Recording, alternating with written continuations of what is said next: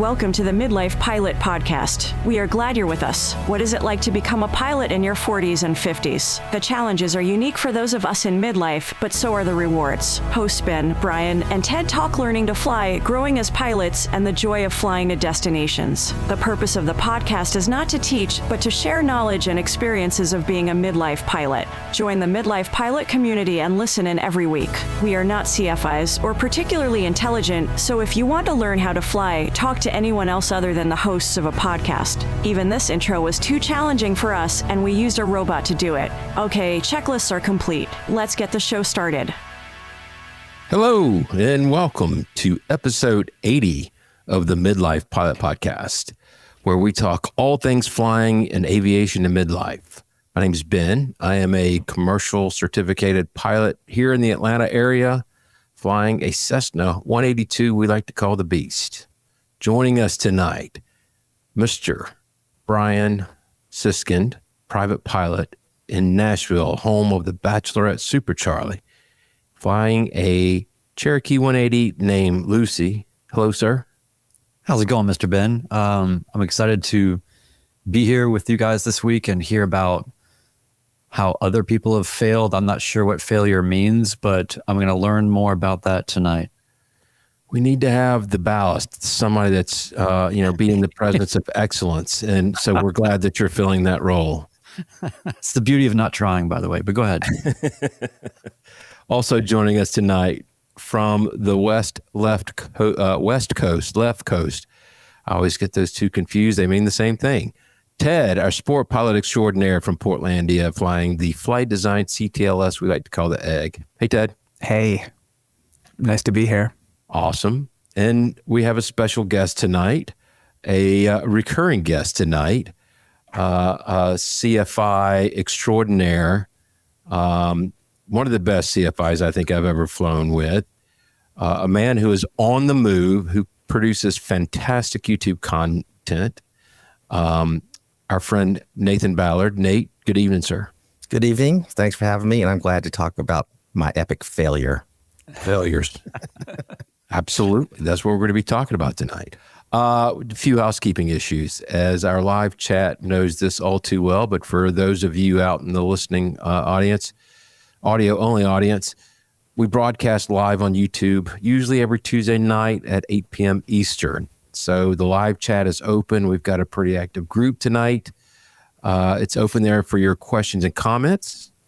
Audio podcast is available on iTunes, Spotify, and wherever fine podcasts are found. So please, please, please give us a subscribe or a follow, whatever platform you're using. We'd really appreciate it. We love getting feedback and suggestions, so you can send us emails and voicemails and check out our Patreon page. All can be found on our website at midlifepilotpodcast.com, or you can just straight up email us, midlifepilotpodcast@gmail.com. Before we get into the topic, I do want to check in with everybody, see what everybody's been up to. I will tell you, I knocked off work a little early today. I went and I watched this really incredible video.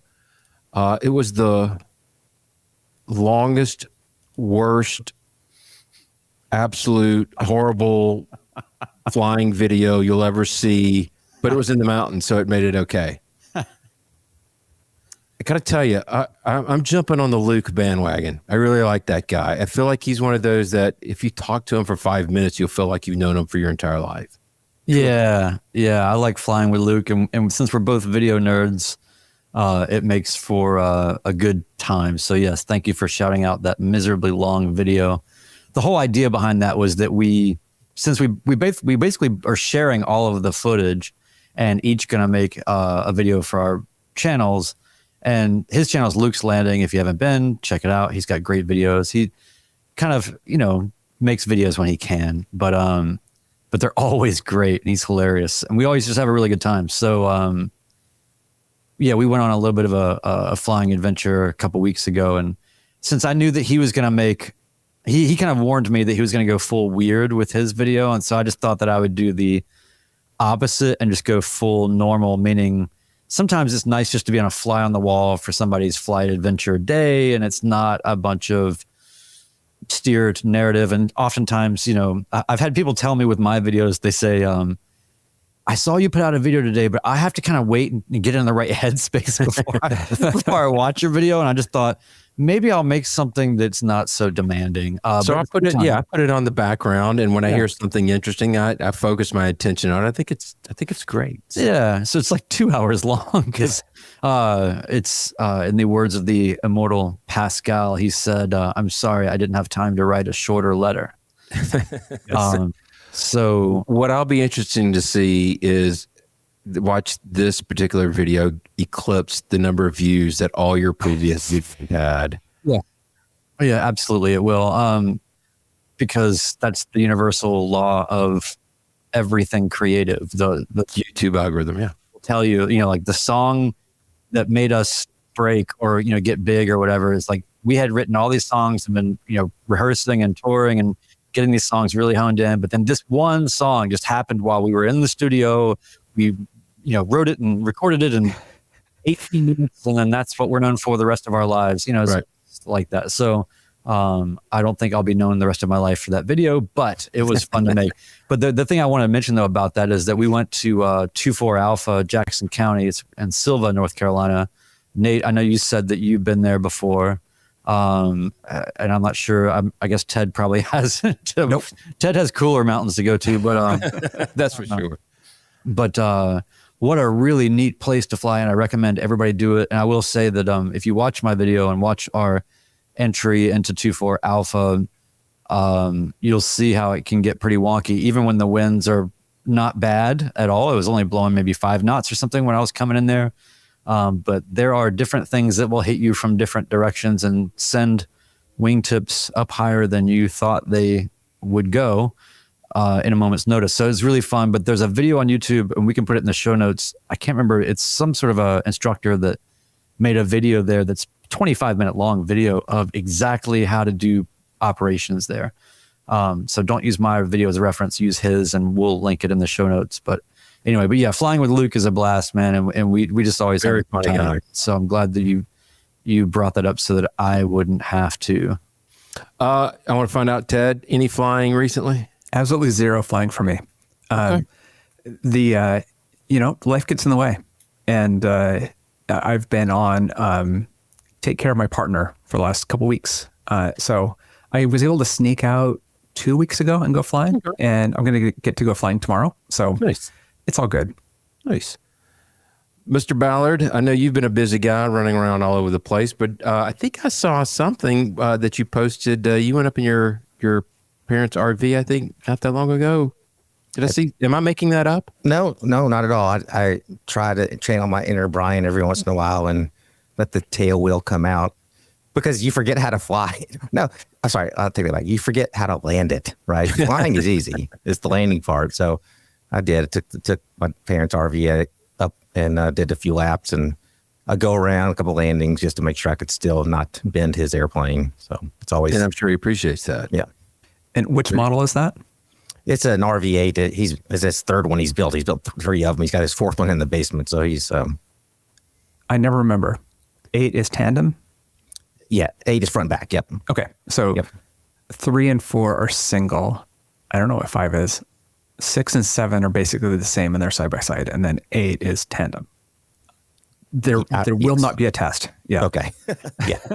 We're just going to say yes because I don't think any of us really know that level of detail. So you're absolutely right, Ted. Well done, sir. Yeah. So 3-point landings, Nate, or wheel landings, or both? I'm a 3-point guy. I learned that was the way to go for safety reasons. Wheel landings are sexier and prettier, of course, no doubt. But I've found my comfort zone in the 3-pointers. So all wheel landings. Got it. Yes. Well, I have gone up a little bit. Actually, we've got our offices closed tomorrow for Juneteenth. So I picked up an Angel Flight mission and I've got like flights scheduled for the next 3 weeks straight. So I'm actually kind of excited to get in a cockpit that's going to be 120 degrees inside at this time of the year and climb like a homesick angel and get up to the cooler air as quickly as possible. So all good. Excuse me. Why don't we go ahead and launch into our topic? There's only one here, I think, or maybe two that haven't experienced this, but we did want to talk about Checkride failures. And I think it's an important discussion in that I wanted to kind of maybe lay some groundwork and get your feedback on this, but I think every single person that's taken any Checkride puts a significant amount of pressure on themselves, which I think ratchets up when you do fail. It makes you feel that much worse. And having experienced, that's why we have Nate on, and we've got some feedback from some of our listeners. It's after having done it, it's really, actually, I feel like I've benefited from it, having failed, than had I passed everything the first time. It was such a fantastic learning experience. I heard somebody say FAIL is an acronym for first attempt in learning. And I've used that with my kids a lot. So just wanted to go around the horn and get your thoughts. I mean, that's kind of the primer there. It's Brian, any? Yeah, I've definitely not failed the Checkride yet, but that's also because I've only taken one, and I'm sure that I will be up against that at some point. And after this, I'll probably be encouraged to just send it on purpose and just see if I can get some extra benefit out of it, you know? But I will say that just to speak to the pressure, you know, self-imposed kind of pressure that you talk about, I mean, I'm always trying to keep us in the midlife context. And I do believe we are at a particular disadvantage only in the sense that, you know, we have not been tested probably a lot in a formalized way in a long time in most cases. Most of us don't have jobs that require recurrent certification or things like that. You know, so, I mean, Ted's job, I mean, he's just the only person that knows how to do it. So that's how that works, you know? No, but, you know, but I think that it's really important to just remember that we are in a particular group that is going to have a lot of pride and maybe a little bit of ego about it and demand a lot from ourselves and be demanding ourselves to get a lot of value out of the process. And a fail is seen as an extra expense or, you know, a cost center of failure. Yeah. So I just always try to reel things back and go, you know, hey, we're all going to have a little bit, you know, our brains are not quite as spongy and our reflexes are not quite as good, but we can make up for that with chutzpah and determination and blind rage or whatever fuels you forward. And so, yeah, I think that, you know, it's, even if you don't fail, I still think that everybody's going to come away with things that they're beating themselves up about how their Checkride went and for whatever Checkride it was.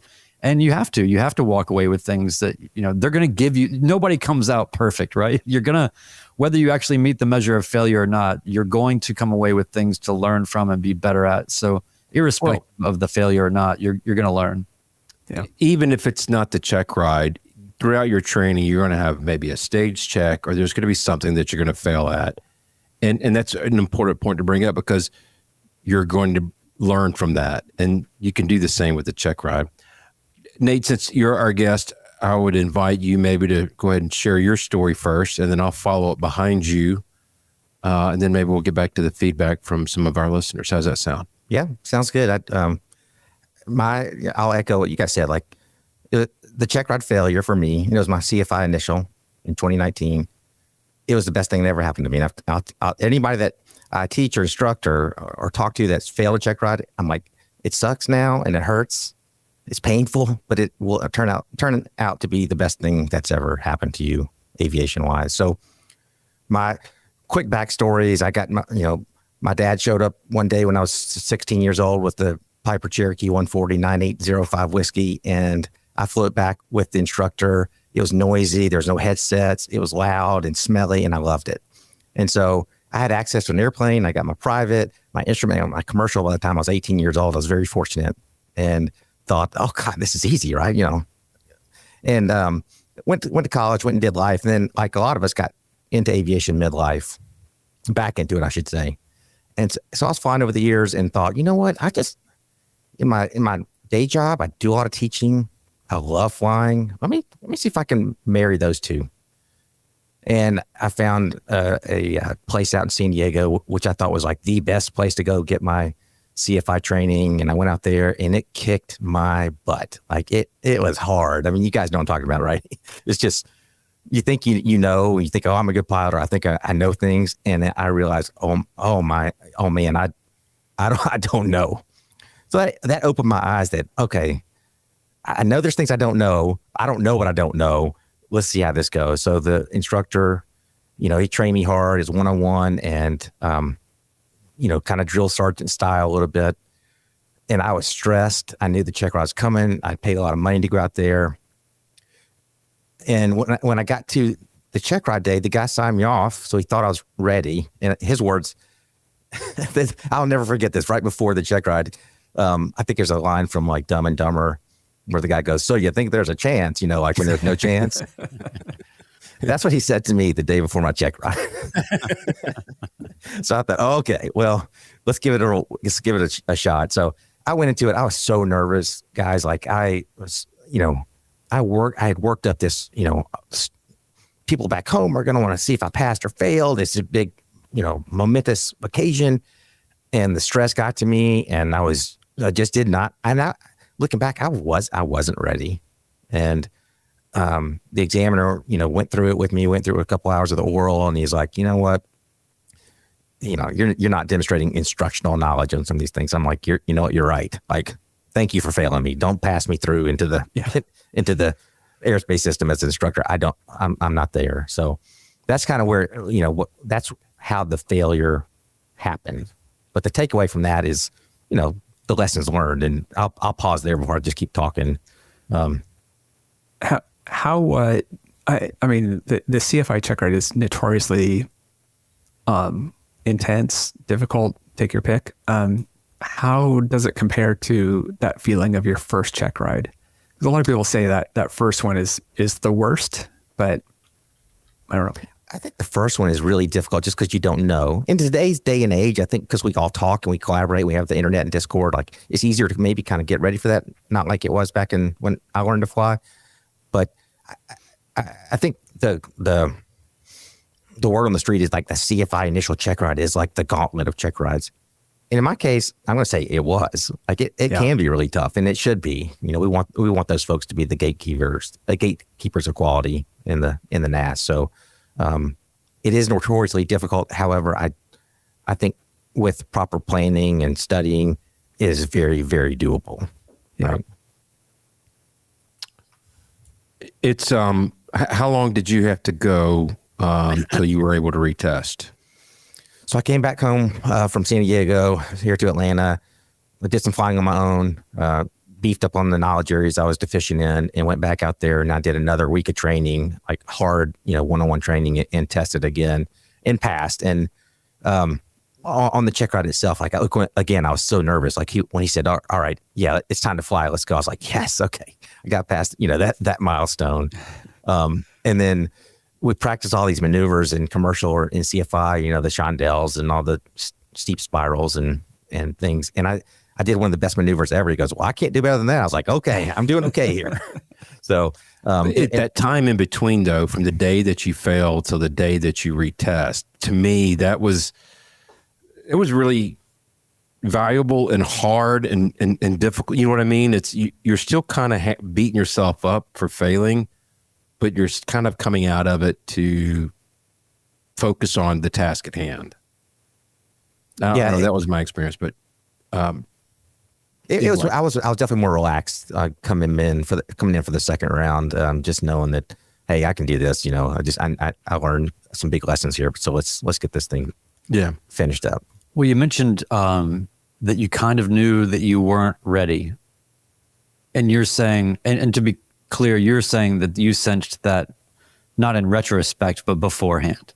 Is that right? Like, yeah. I think beforehand I was like, this could go either way. Given the right examiner on the right day, if I had been asked the right questions, I might have passed. Sure. But maybe if you had a couple of drinks before. But obviously you want a better margin than that for such an important examination too, right? So Right. it doesn't send you off to be an instructor with a lot of confidence if you're just like, whew, skin of my teeth on that one. Well, anyway, who can I teach? Yeah. I shouldn't have passed, but here I am. You want your discovery flight now? Yeah. Hold on. Let me just read How to Fly real quick and we'll go, kid. Yeah. Or, no, I guess, what would you say, and maybe you've done this with students, Nate, but I would say, honestly, it doesn't seem like anybody feels like they're 100% ready. Let's just say private pilot check ride. It doesn't, if somebody said, I am totally ready, I feel 100% confident, I would say you are completely insane or, better than I am, I guess. But most people say they're not very confident or not reasonably confident would be like at best, right? Because you haven't even been through that process. It's got this kind of mythical value to it, because you just don't even know what it's going to feel like. And in the case of me, like most people fly with at least different instructors or, stage checks with somebody or, whatever. Just the way it worked out, we tried to do it different, but it just didn't work out. But I flew with the same instructor, the same person all the way through. And the first time I'd ever been in a plane with somebody else sitting in the right seat, it was the DP who used to fly Air Force One, right? So it was like, okay, this is terrifying. So I was very, very, very nervous. But what would you say about that to maybe a student now that's maybe you see as being ready, but they don't see themselves as being ready? And how do you meet that in the middle somewhere to put them in the right spot? To frame that, Brian, is a great question. To frame that into the midlife, where we are. I've worked with some younger people that aren't in midlife, and there's a sense there of bulletproof is maybe the right word, or it's not arrogance, but they just don't know some of the things that could happen, right? And it's kind of fun to it's good to see that they don't have all this preconceived notions of what might happen, get in the way of their goal. But us midlifers, we're more cautious, we're more studied. We talk about things, we want to learn about the different, how does this DPE do this? And, what information can I find out? How can I give myself the advantage? Either one of those cases, if you're the young person or the midlifer, if you're CFI, and if they're a good one, if they say you're ready, that should be a giant exhale moment, because it's on us too. Like if we're going to sign people off, if we have a lot of failures, then that doesn't look good. So most of us are not putting our name to paper without there being a really good, really, really good chance of passing.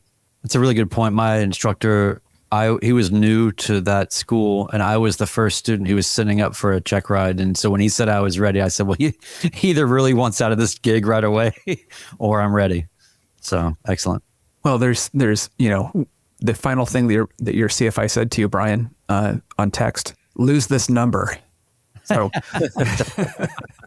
You've never heard of me. I do think part of the problem with the private check ride is that it is the first. You have no idea what to expect. I think the other part of that is it's the one that says you are a pilot or not, right? And failing on your IFR check ride, you're still a pilot. So I don't know. That's one of my thoughts.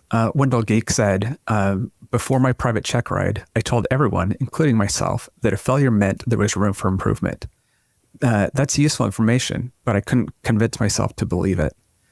I basically didn't tell people the date of my check ride, except for my partner. And because I didn't want 12 people saying, how did it go? And to put that pressure on. And everybody's a little different on that, right? But it's maybe we in midlife are much more likely to second guess ourselves, and to a fault, right? And maybe that's a midlife thing, though. Yep. So, Ben, Yes. Speaking of private check ride, why don't you tell us your story? Yeah, I may have mentioned this on a previous episode. So if you're in the audio, listening to this via the audio audience, you can fast forward a little bit. But So I took my check ride in January or December of 17 was the initial. And back then they were on the, yes, December 2017. From Orville himself. Yeah. Okay. 2017. Did I say 1917? No, I was just joking because we're old. Ah, Yeah. I wouldn't be a midlifer at that point. I'd just be an old man, I guess. It was back in the day of the practical test standards of the PTS, which today they now have the ACS. And one of the maneuvers, well, let me take a quick step back. The DPE is a guy out of Chattanooga who I still stay in touch with today. I think he's an awesome guy. He likes to demonstrate and teach when the opportunity arises. The oral, I was super freaked out about, and within about 30 seconds, he had me calm. We were just having a conversation. He really put me at ease very, very quickly. We're going through the maneuvers, and, he's saying things like, I have guys that, have more hours than the 182, and you really know this airplane. And he was giving me some very nice compliments or very good feedback. And it came to the last maneuver, and it was the power off 180, which is what we did back in the days with the PTS. And what had happened is when I first started flying, I did all my training in the 182. And my pattern work, the plane's got a IO 520 in it. It likes to go fast in the pattern. So I would build my flow where I would put flaps in as soon as I turned downwind instead of waiting until I was abeam the numbers, because I just needed to get the doggone thing slowed down. And that was after I had already practiced my power off 180s. So now we're on the test, and I haven't practiced this flow with this new configuration. And I put my flaps in right when we turned downwind, and we got midfield, and he goes, "You just lost your engine." And I waited about 3 seconds just looking at that flaps handle, trying to figure out if I should take them out or leave them where they were. And then I turned to the airport. He guessed that I would have come up about 75 feet short of the concrete. That's how close I was to making it. We went around, and he asked me as we get the plane reconfigured and start heading back to where we were doing the lessons out of. He asked me, he goes, "What would have happened if I wasn't in the airplane and it was your wife?"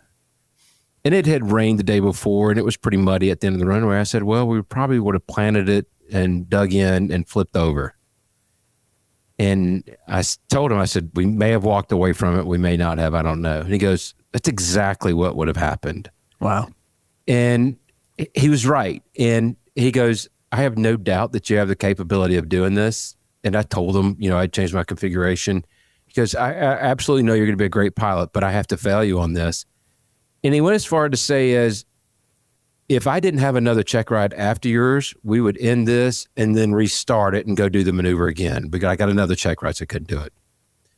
And as I had dropped him off, he said, "When you come back, I'm available this day. When you come back, we're going to spend more time doing paperwork than we are in the airplane." And he was right. I nailed it.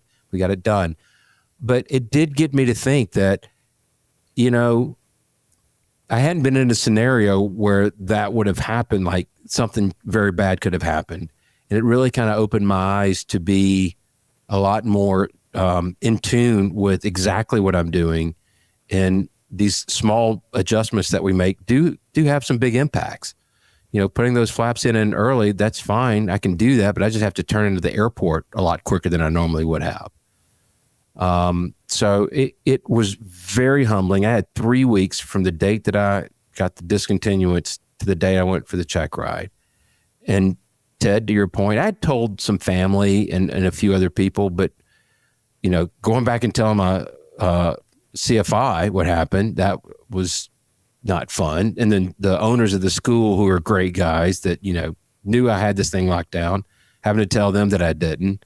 They had a bottle of bourbon in one of their offices waiting for me to come celebrate. And I said, "No, we're going to have to wait." But yeah, it was very humbling. And like I said, it opened my eyes up to what can really happen in these situations. So you then went back and did your commercial recently, and you have a 180 in that.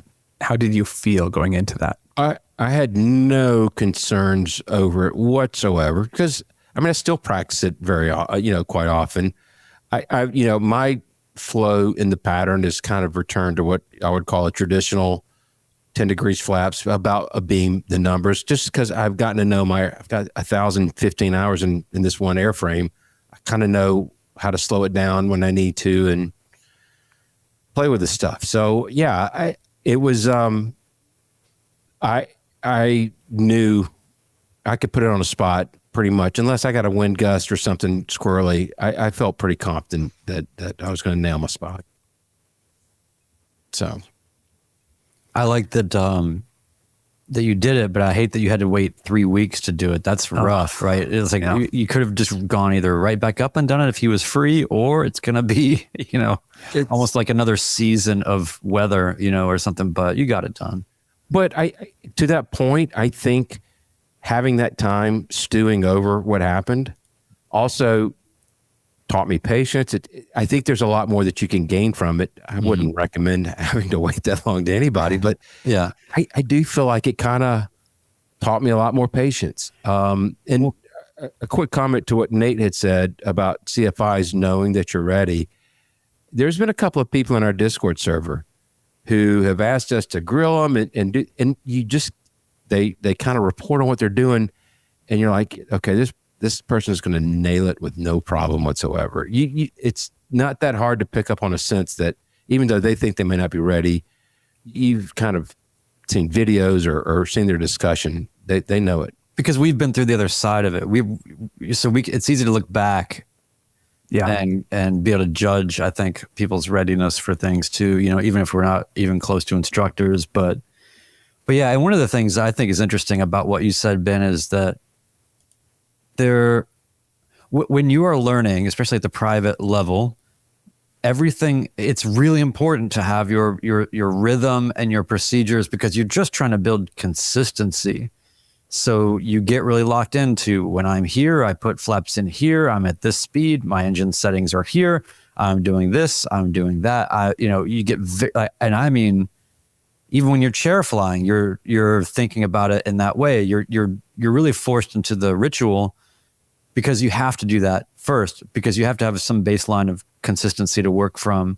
What I have found in 500 hours experience level now, which is not a ton, but it's more than 50 or whatever, but I have found it really interesting that even though I do generally have, say, in the pattern, kind of a timing about when I'm going to introduce flaps and to what extent and all these things, I've just been noticing more and more and more how it's almost like if you were learning, our friends over at OB have been talking about their manual driving school for a while, and this is a stick shift comparison, but if you were learning how to drive a stick and you're just thinking, okay, well, I'm going to put it in first, I'm going to ease out the clutch, I'm going to add a little accelerator, and I'm going to drive until I am at 10 miles an hour or 3,200 RPM. Then I'm going to put the clutch in, and then I'm going to shift a second, and then I'm going to let the clutch out, and then I'm going to let it, if you were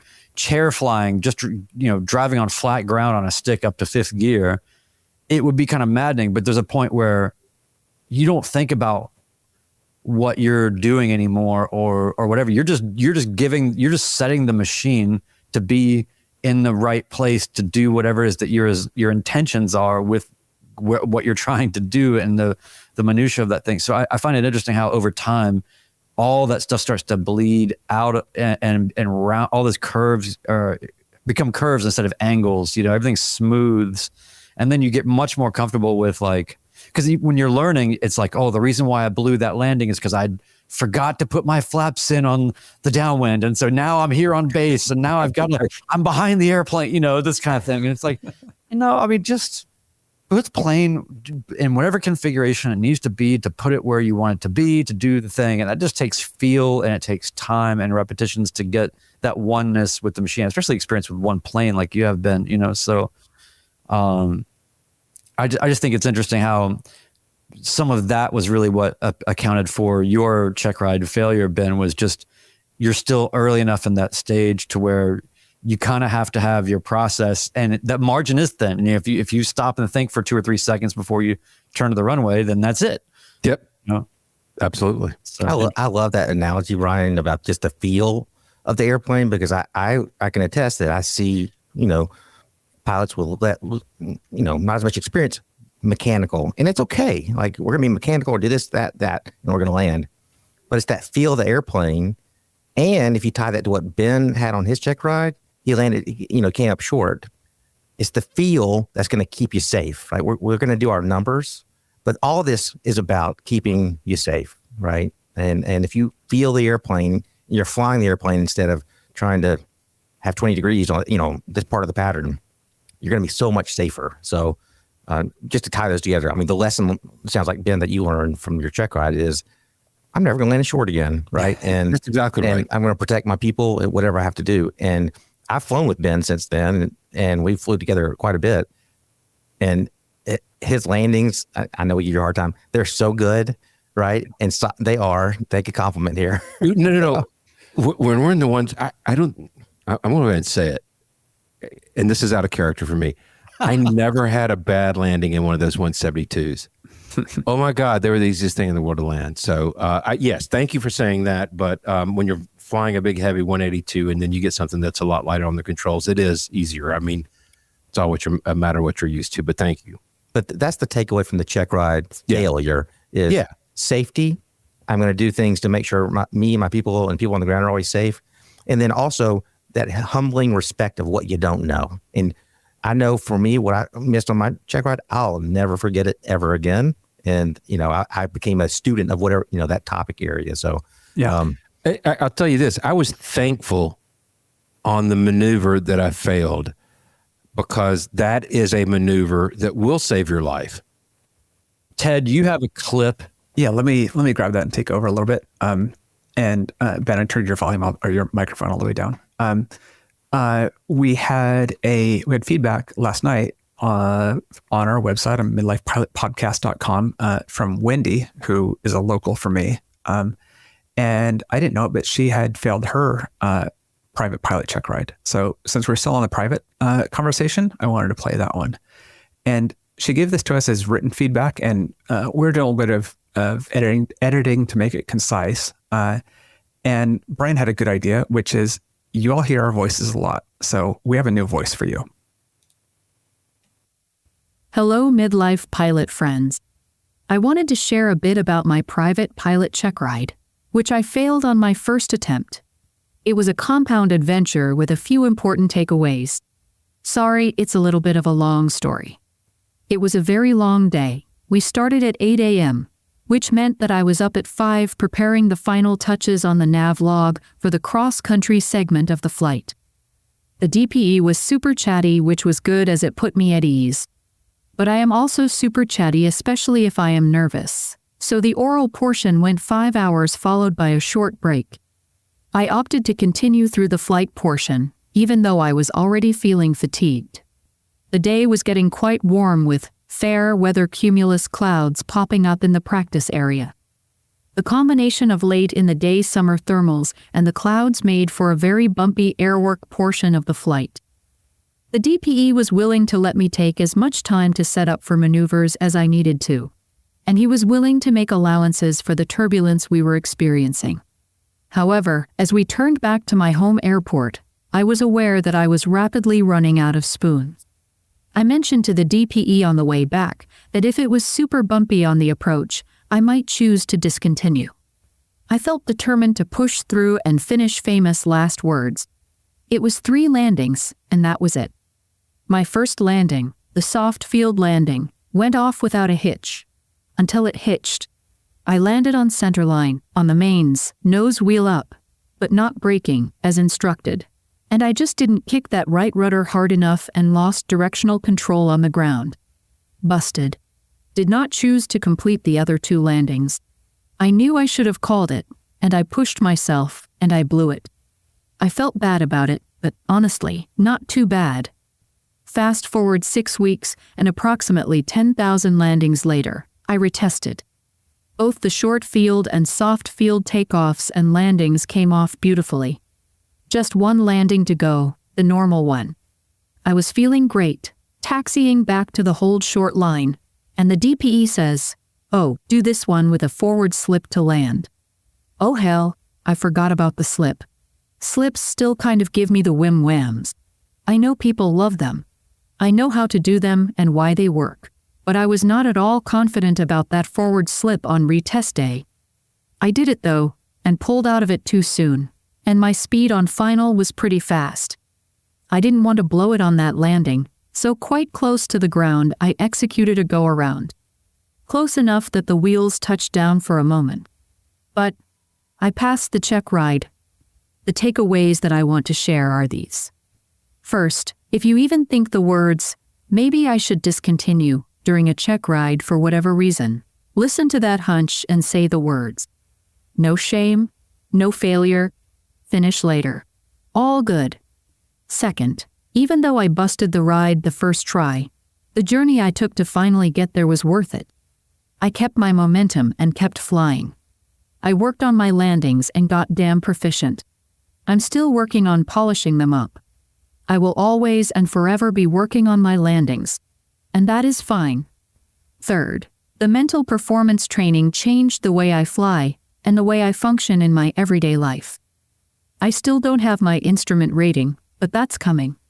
Tracking my thoughts and taking command of them, staying in the moment, letting go of beating myself up, working on visualizing, recording every flight and journaling my debriefings made a stronger, safer foundation for me to build on as a pilot. It was worth it.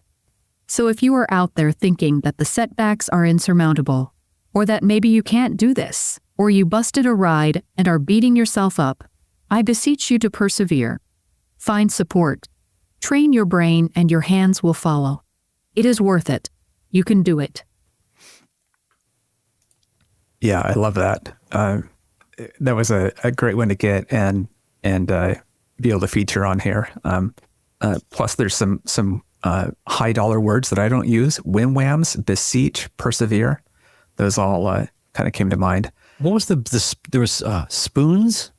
Yeah, so I was going to mention that. So there's this thing called the spoon theory, and I'll put this in the doobly-doo in the show notes. It's talking about chronic illnesses and how much energy you have in a day to do things. And in that case, it's just that like I was done for the day thing, which it sounds like she was. So I'll link to that. Yeah, that was great. Really appreciated getting that. And I hope that people enjoyed the AI reading of it. It's actually not terrible. It's a little weird in spots, but I'm kind of surprised. But we just did that for you folks because you hear enough of our voices, like Ted was saying, that I said. So it's just, please, if you hate it, though, let us know. Michael G in the comments linked to the 4 stages of competence on Wikipedia, and I'll drop that into the links as well. Okay. And if you think about these 4 things, I'm not going to read it now. You can read it yourself. But if you think about these 4 things, you can think about how you are behind the plane, and you catch up as you become more competent at these tasks. So wanted to be able to link that as well. Cool. Go ahead, Nate. I'm sorry, Brian. One of the takeaways from that for me, listening to Wendy, and Wendy, congratulations on the pass when you did, is as midlifers, we listen, we hear that inner voice a lot more, and we should choose to listen to it more, right? As younger people, inner voice, I don't know what that is, but as midlifers, we're definitely hearing that inner voice. If something's wrong or doesn't feel right, it's probably right. So Wendy's gut was telling her the right thing. To maybe discontinue, but she got it done, and congratulations for that. The only thing I would say maybe that's a counterpoint to that is if you feel like you need to discontinue and it's for, a clear safety reason, of course, but there is value, right? In just going in your head, I'm thinking I'm going to discontinue, but I might be able to get half of the remaining items on this list done successfully. So I don't know, Nate, what would you say to that? Sometimes there's a value to kind of sticking with it, maybe. I don't know. I agree with that. I have had more than a handful of people that call me, after their oral's done, they're like, I just don't know about this, the flight portion. And if I know them, I'm like, go fly, go. Don't worry about it. Just go. So there's a balance. You're right, Brian. You got to you know listen to it, but also don't be afraid to push some too. So it's probably different for different personalities. Where you know the person that you cringe because they tend to overextend themselves versus the person who overthinks it and doesn't fly. Wendy also mentioned mental performance training, and I'll link to Tammy Barlett, who was in the Air Force for 20 years. She flew the Talon, the Tweet, the Warthog, and then a couple of remote UAVs. So she's got a good course on the brain work, on the head work side. What of a that. resume. It's like, So, hey, listen, I want to fly all of the most strangely named aircraft. Yeah. Yeah. Well, anybody who's flown the A-10 is pretty cool. We've got one more feedback that we'd like to hit. Friend of the show, a Patreon supporter, and just an all around great guy. Our friend Josh has a story to tell. So Ted, you want to get that loaded up? So for my instrument rating check ride, I actually had an FAA examiner in the back seat along with the DPE next to me, and was pretty confident. I mean, I felt more confident for this check ride than I did for my private. We went out and I think I was doing really well. Did a lot of holds and did an approach, like a regular RNAV approach, and everything was fine. And then it was like, okay, we're going to start failing things. I did a hold without my MFD. They failed the primary airspeed and altitude. And so I was on my backup instruments, hand flying a hold to a VOR approach. So we got over the VOR and then directly into the approach from there. The examiner had given me the option. He's like, you can do another turn in the hold, or you can, go straight to the approach if you want. And in retrospect, it was like, that might have been his subtle way of saying, like, hey, take a deep breath here. So I'm hand flying on this VOR approach, looking at my backup instruments. So my eyes are going down. My backup instruments are below there. It's almost like between my knees, kind of going down to there and then up to my PFD. And I'm doing, by my eyes, like really well, like with keeping the needles centered and being on my airspeed. I'm working really hard at that. But I did forget when approach sent me to tower. I acknowledged the transmission, and I'm watching the needles, and I'm watching the needles, and I'm watching the needles, and I'm like, oh man, I'm nailing this. And then at some point in the next 30 seconds, the tower calls me up and is like, are you on the frequency 246 something? Yeah. And I silently swore to myself. I realized I kind of messed something up and said, yes, 6 up on VR 10. What missed was climbing and was thinking about that moment.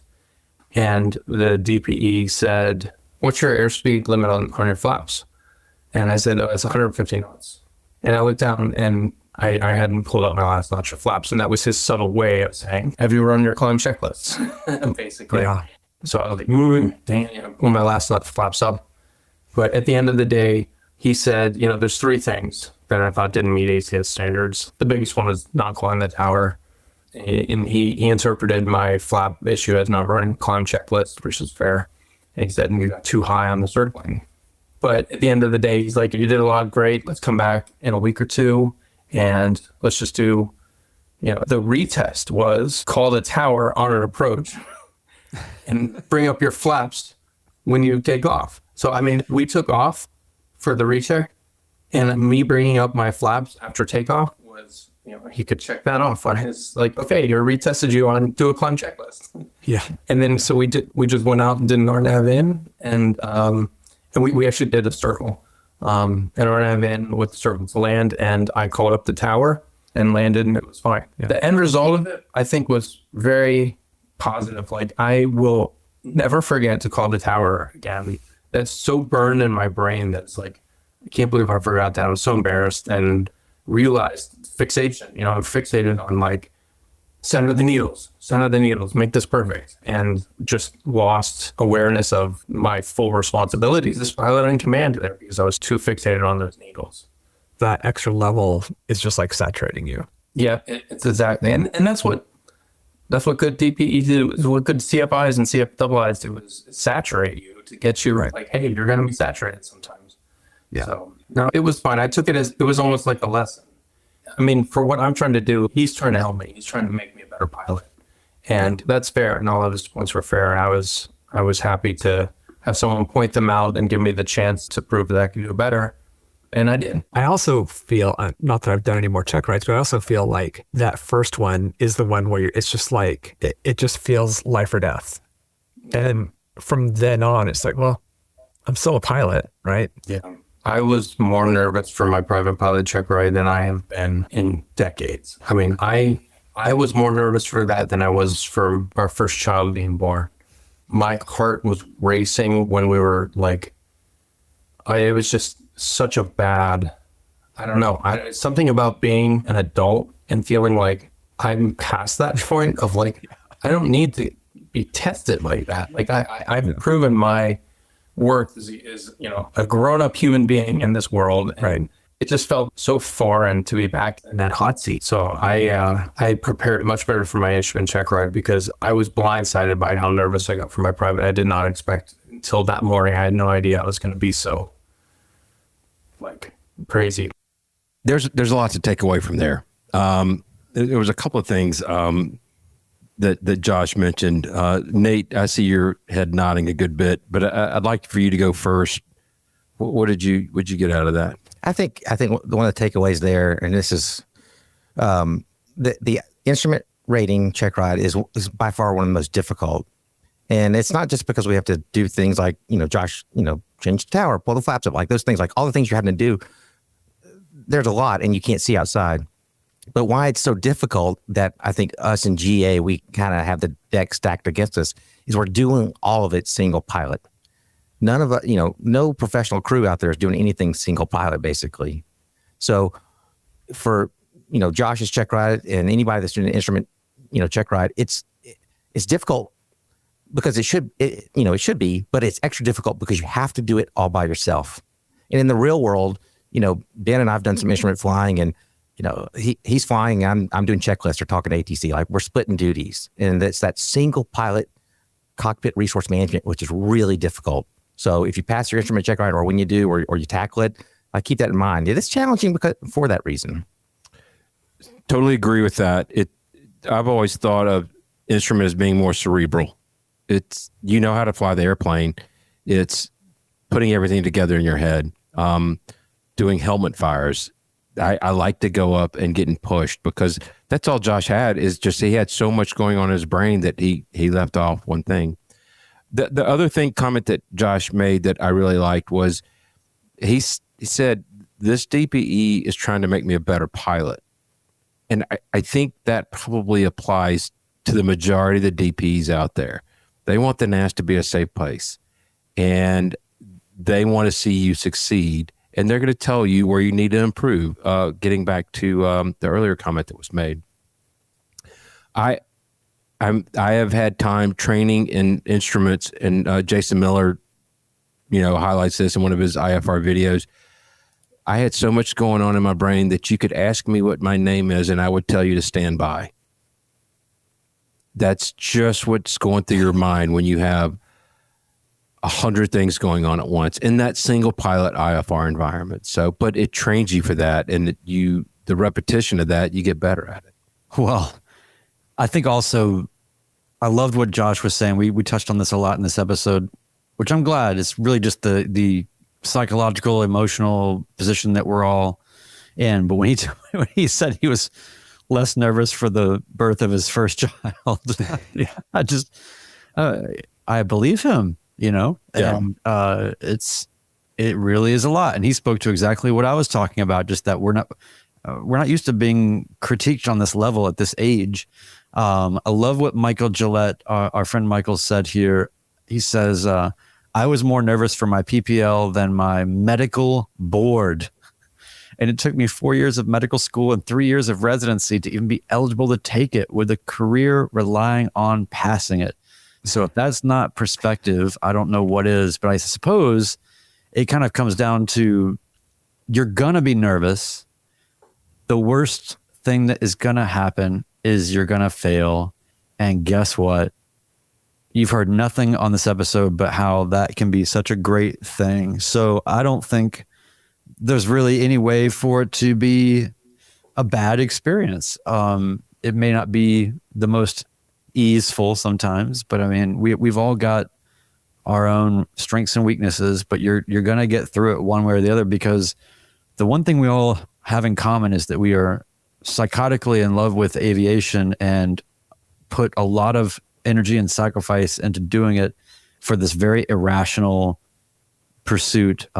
Nate, at least you're doing something, income generating from it. I mean, I can't believe that I worked so hard to spend money that I don't have, to do, like my Airbus pilot friend says, recreational gas burning. Like, that's really what I'm doing.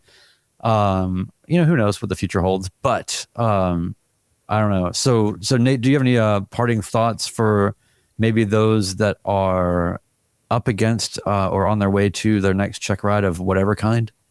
I would just say, I guess two things. Number one is just relax, right? I flew with the guy recently, did a mock check ride for him, and we're in the pattern, and he could fly just fine. I said, just relax. And like, it just got so much better after that. So let's just take it easy, not be so hard on ourselves. And the second thing on that, I appreciate you guys having this as a topic, because I thought it was such an important topic when I started making videos. It was one of the first videos I made, how passing, I get a notice of disapproval is a good thing. It's one of my worst videos. I've got B-roll from like Windows 95, Microsoft Office, it's terrible, but the message is good. So I'm glad that you guys covered it here. I think the audience, it's a topic worthy of more discussion. I can't recommend Nate's channel strong enough. We'll have a link to his YouTube channel in the show notes. It's perspectives that you're not going to hear anywhere else. So, and he does the production quality of it's really, really good. So, he's one of the very few that I have not only subscribed, but the little bell notifications. I want to know exactly when one comes out. So, yeah, his are good. I have, I think a good way to wrap it up in two things. Number one is go into a check ride expecting to learn.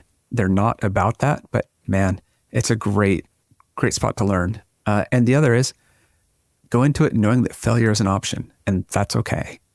And you're still a human. You're still a pilot. It's all good.